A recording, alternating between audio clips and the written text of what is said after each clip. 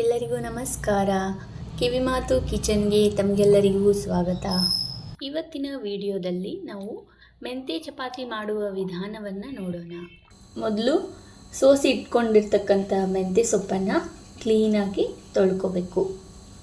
ಮೆಂತೆ ಸೊಪ್ಪನ್ನು ತೊಳೆಯುವಾಗ ಒಂದು ಚಿಟಿಕೆ ಅರಿಶಿನ ಪುಡಿ ಮತ್ತು ಸ್ವಲ್ಪ ಉಪ್ಪನ್ನು ಹಾಕೋಬೇಕು. ನೀರಲ್ಲಿ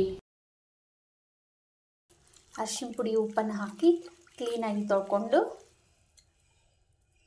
ಮೆಂತ್ಯ ಸೊಪ್ಪನ್ನು ಇದರಲ್ಲಿ ನೀರು ಬಸಿಯೋಕಂತಂದು ಇಡಬೇಕು.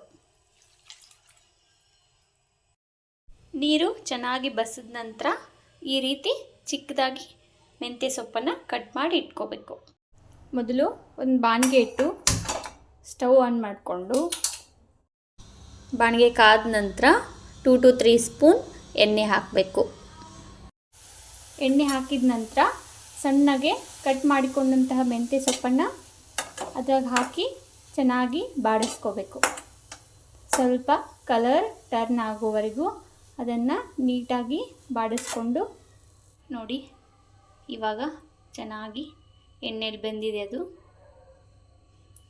ಆಫ್ ಮಾಡ್ಕೊಂಡ್ಬಿಟ್ಟು ಸ್ವಲ್ಪ ಆರಕ್ಕೆ ಬಿಡಬೇಕು. ಅದನ್ನ ಸ್ವಲ್ಪ ಚಪಾತಿ ಹಿಟ್ಟಿಗೆ ಒಂದು ಚಿಟಿಕೆಯಷ್ಟು ಉಪ್ಪು ಹಾಕಿ ಬಾಡಿಸಿಕೊಂಡಂತಹ ಮೆಂತ್ಯ ಸೊಪ್ಪನ್ನು ಈ ರೀತಿ ಚಪಾತಿ ಹಿಟ್ಟಿಗೆ ಹಾಕಿ ಚಪಾತಿ ಹಿಟ್ಟಿನ ಹದಕ್ಕೆ ನಾದ್ಕೋಬೇಕು. ಈ ರೀತಿ ನೀಟಾಗಿ ಕಲಸಿಟ್ಕೋಬೇಕು ಚಪಾತಿ ಹಿಟ್ಟಿನ ಹದಕ್ಕೆ. ಇದಕ್ಕೆ ಮೇಲೆ ಸ್ವಲ್ಪ ಎಣ್ಣೆಯನ್ನು ಹಾಕಿ ನೆನೆಲಿಕ್ಕೆ ಬಿಡಬೇಕಿದ್ನ. ಹಿಟ್ಟು ಚೆನ್ನಾಗಿ ನೆನೆದ ನಂತರ ಚಪಾತಿಯನ್ನು ಲಟ್ಟಿಸ್ಕೋಬೇಕು.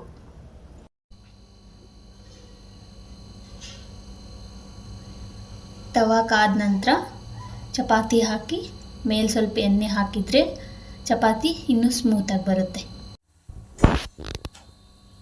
ನೋಡಿ. ಇವಾಗ ಎರಡು ಕಡೆ ಚೆನ್ನಾಗಿ ಬೇಯಿಸ್ಕೋಬೇಕು. ಬಿಸಿ ಬಿಸಿ ಮೆಂತೆ ಚಪಾತಿ ರೆಡಿ. ಈ ವಿಡಿಯೋ ನಿಮಗೆ ಇಷ್ಟವಾಗಿದ್ದರೆ ಲೈಕ್ ಮಾಡಿ, ಸಬ್ಸ್ಕ್ರೈಬ್ ಮಾಡಿ ಹಾಗೂ ಶೇರ್ ಮಾಡಿ.